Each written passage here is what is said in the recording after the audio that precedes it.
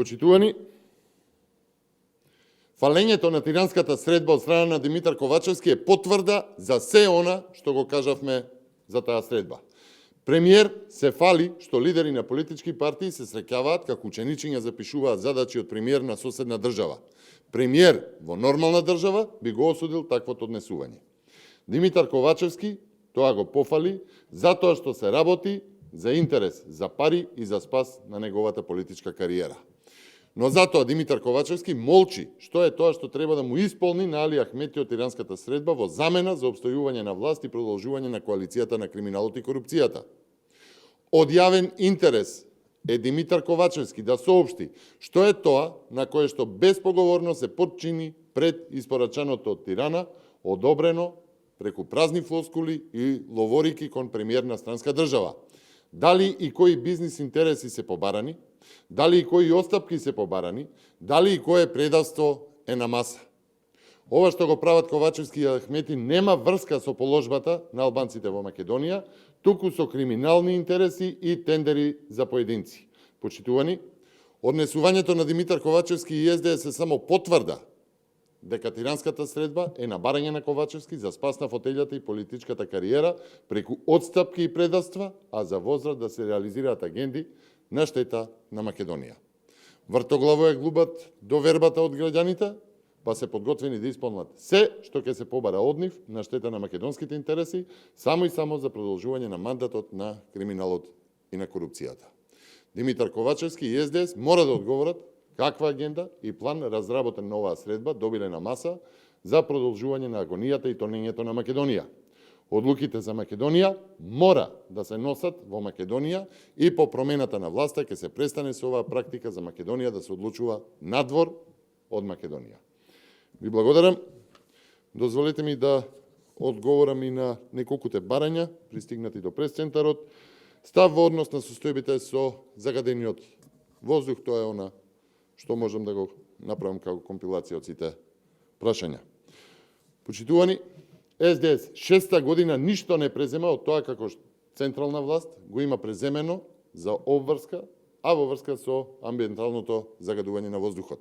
Загадувањето на воздухот е национален проблем и за ефикасно намалување на загаденоста потребни се национални мерки и проекти кои значително ќе влијаат на намалувањето на емисиите на штетни гасови. Почитувани, ова се заклучоци од Собраниската комисија од крајот на 2018 година, имено на 27 ноември и 25 декември 2018 година Комисијата за транспорт и врски и екологија во Собранието на јавна расправа на тема енормното загадување на амбиенталниот воздух во Република Македонија има донесено голем број на заклучоци, меѓу кои да се забрза процесот на гасификација, да се воведат субвенции за приклучување на грејење кон гасификација, како и субвенции за приклучување кон парно грејење за граѓаните.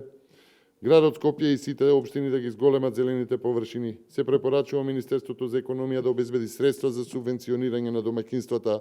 Владата и Министерството за животна средина до Собранието ќе достават предлог законски измени на законите од областа на животната средина и така натаму низа други мерки.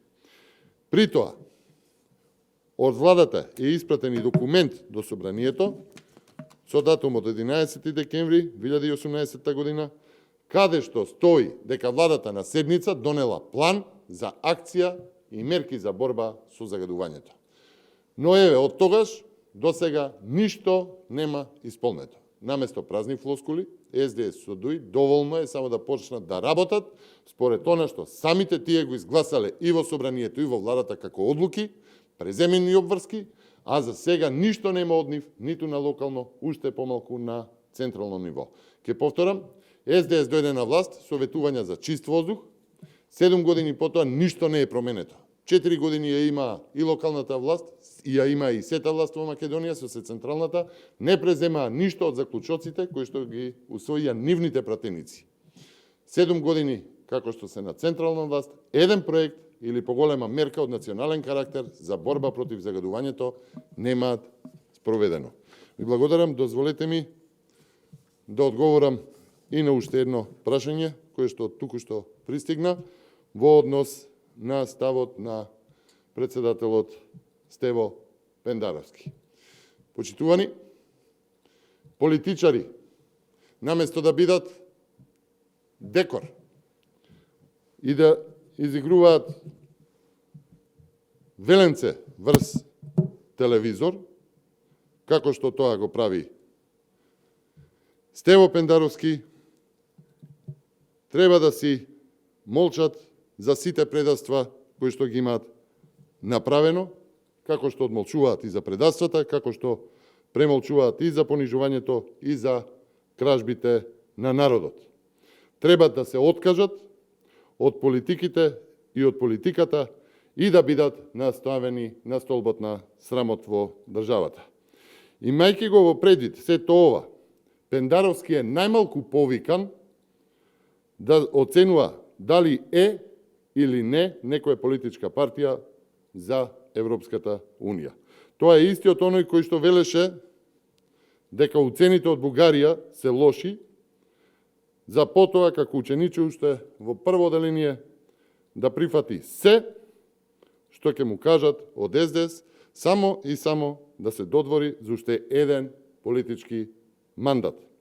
Сега замислете, човеков на што се е подготвен, ако ова го прави на штета на својот народ и држава, за да има функција. Таквите личности не се вредни за посебен коментар. Ви благодарам.